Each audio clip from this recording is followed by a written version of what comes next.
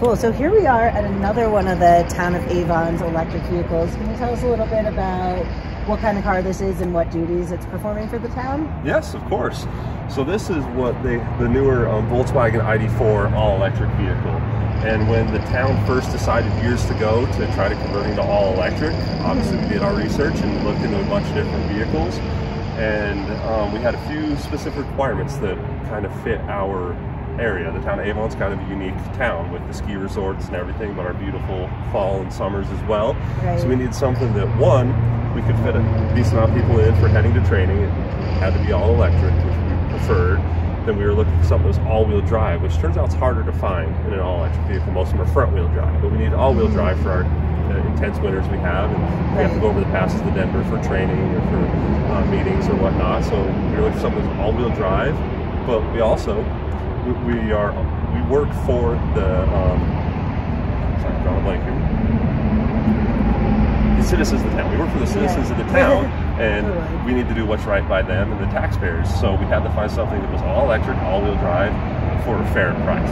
As much as we would love for the town to have 100 Rivians, we can't spend $100,000 on a vehicle. Right. So this was one that was within the right price. It was actually very similar, if not a few thousand less, than the vehicle that was replacing for their current model year. Okay. So the price was right. It was all-wheel drive. It was all electric, and so we decided last year we purchased 5 of them to replace 5 gas vehicles, and just as a test to see how they did, see how they handled winter, and it turns out that they're great. They handle really well. They do awesome on the snow and ice. We did put snow tires on them. And what model is this again?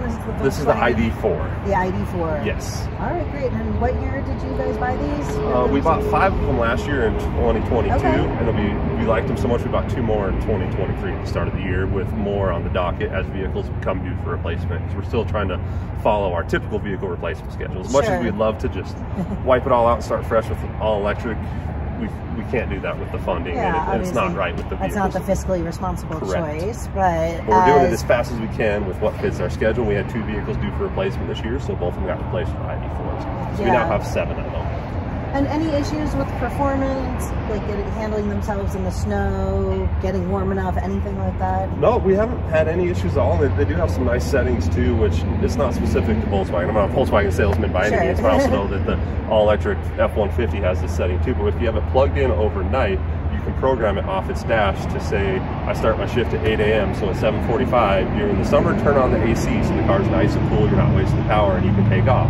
During the winter, say, turn on the defroster so the windshield is defrosted, and you come out so you don't have to scrape your windshield, which is a nice feature that makes it almost easier to just get in it and start your day. But we haven't had any issues. I mean, it is still just an SUV, like you can't go behind through a foot of mud in them or anything like that, but they handle just fine in the snow and the ice.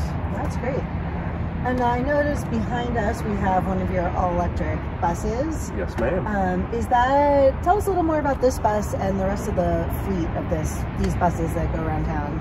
So this bus is one of 2. We got 2 of them last year. They're called the all-electric Proterra buses, and they run off of 6 huge hybrid batteries, 2 on the roof and 4 underneath. And we went with this route because we had a grant that helped us purchase these buses. We replaced 2 really old diesel buses, which put out a ton of emissions.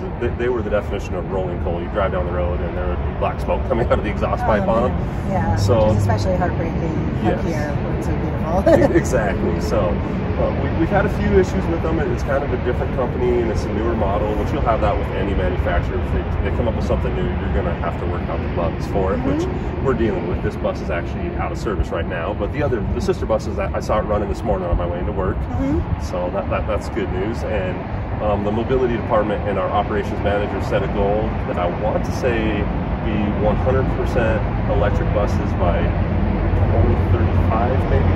I can get you the exact year, but they have a goal of converting it to 100% electric, getting rid of every one of our diesel buses. And right now, I want to say we have 12 diesel buses, and then the 2 electric. So they would like to have 16 electric buses in about 10 to 15 years. Yeah, that's great. That's really cool. Have you gotten any feedback from the community if people notice the difference?